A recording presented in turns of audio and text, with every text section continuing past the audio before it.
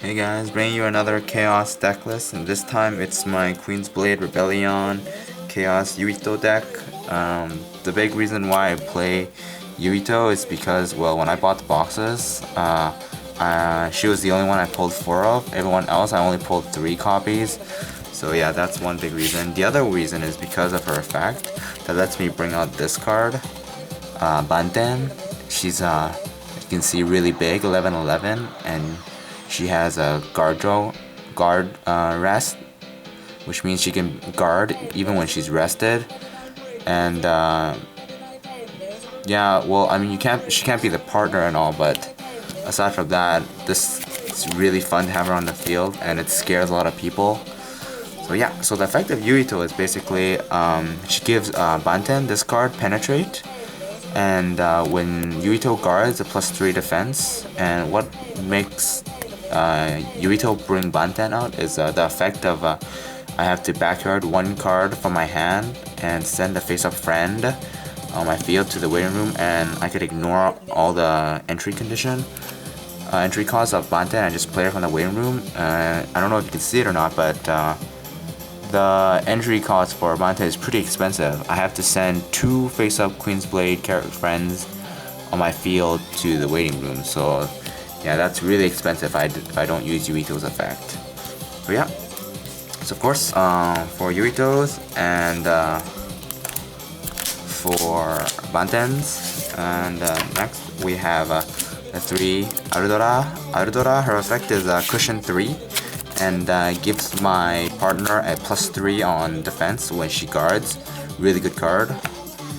And next, another Ardora. This one is entry cost is to heal a character, and when this comes into play, I get to backyard up to 3 cards in my opponent's waiting room. And during my main phase, if I have 3 or more Queen's Blade characters, I draw a card. And next I have Medium 3. I would want to run 4 because this card is actually really good. Her extra is really good, and her card herself is not that bad too. It's pretty good. When I play a Queen's Blade character, I get to backyard 1 card in my opponent's waiting room, and I can tap her to draw a card, and if they have 5 or more backyard, I can draw 2 cards instead. It's a common, but for some reason I only pulled 3, so yeah, that's kind of weird. Probably because it's an extra booster. And next I have the Yumiru and the Erina. Pretty sure I run 3 copies of this card. Yeah, I run 3. I think I used to run 4, but this card is a really good draw engine for this deck because Yuito doesn't have a built-in draw engine, so this basically lets me heal a character on play. So the cost to enter, play this character, and gives my partner attack and guard draw. Yeah, 3 of that. One of the Nikus. She's from the first Queen's Blade set. The reason why I want to run 1 of her is because her effect is to burn 3 on a character when she comes into play, and if I'm burning an extra character instead, I could burn additional 7, so 10 in total. So let's say if they have 3 cushion, I could at least still burn for 7, and that usually faces down the character. And if not, it's burning for 10, and that's a lot. And you'll know, I'll show you why I run only 1 of this later on. And I run 3 Tanya, 2 Tanya, and 2 Sanya. Well, pretty much the Tanya card, when she comes into play, I can backyard up to 3 cards in my opponent's waiting room, and I can reverse her to salvage a Sanya from my waiting room to hand. So 2/2 is fine, really. And what Sanyan does is it prevents my opponent from salvaging, so anti-salvage, and I can tap her to draw a card. So yeah, 2 of that. This is more of a personal preference card because a lot of people don't really run her. It's this Shigi. This one is I get to pitch a card, reverse her, and add any Queen's Blade card from my waiting room to my hand. I run 4, surprisingly. Yeah. I usually use this card to combo and turn her into Banten. I would play her, use her effect, so when she's done, I would send her out, pitch backyard a card from my hand, and play Banten. The card I usually pitch is Banten, so it really gets it going, and I could salvage anything I need. Yeah, 4 of her. And 2 Kurodetto. She has Trespass, so it makes it really easy to combo around. And her effect is when she attacks, +3 attack, and she has Penetrate, so she's attacking for like 10 with Penetrate. That's really good. Next, I run 1 Merona. This one is her effect is to negate skills when she's in battle. 5/9. Usually won't attack with her. She just stays. I mean, 9 is pretty big. If I get her out early game, I could probably stop 2 Penetrate attacks or first strike easy with her. So yeah, just 1.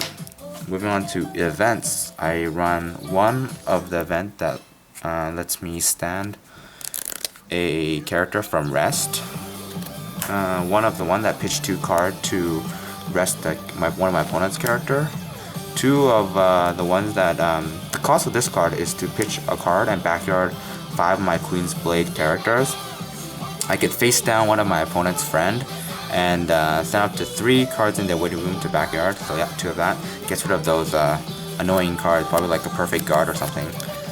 This card's really good actually, because it's 1 card with 2 very good effects. The cost is to just pitch a card in my hand. The main phase effect is to send a set card on the field to the waiting room, and the battle effect is negate all Penetrate skills and all skills that comes with the Penetrate. So yeah, I run 2 of that, really good, versatile. And I run 4 of this event. This event basically lets me, it's a battle event that lets me perfect position one of my friends. Because I run Banten, my opponent usually gets rid of her, like make her face down or maybe burn her face down. Either way, like during battle phase, I would want to face her back up with 11/11. I mean, even if I can't deal damage, still guarding with 11, and that's a lot. Including my partner, of course. And for sets, I have 1 anti-character burn, 1 event salvage set, so when I set it onto my partner, I could salvage an event. 2 of this set. This set is it negates all defense minus on my characters, my opponent's effect, and the stat is 4/0. I usually set this on Banten to make her even bigger, so 15/11. And 4 Penetrate sets.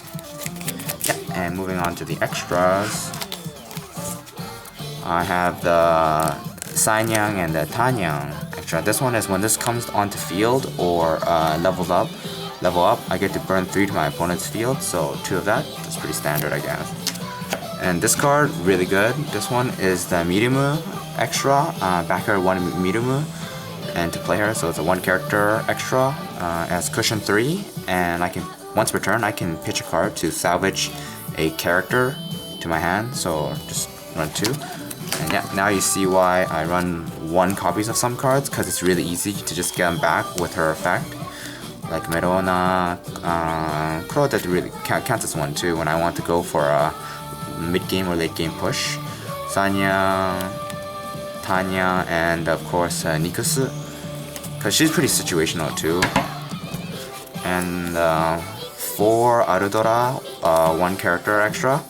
This one is when she comes into play or level up, I get to heal 1 and +2/+2 on my field. Yeah, 4 of that. And lastly, 2 of, I call this my emergency heal because I usually don't bring her out, is the Shigi one. It's, to play her, I just need to pitch 2 cards, and she comes out, and when she comes into play or level up, I can heal a character, and her stats are basically 4/4/2/0.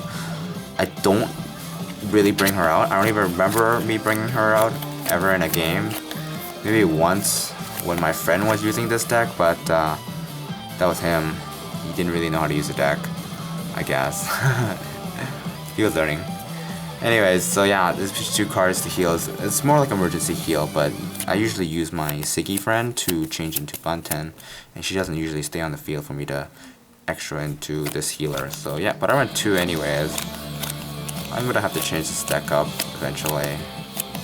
Still working on it. So yeah, that's my Yuito Chaos deck. Thank you for watching.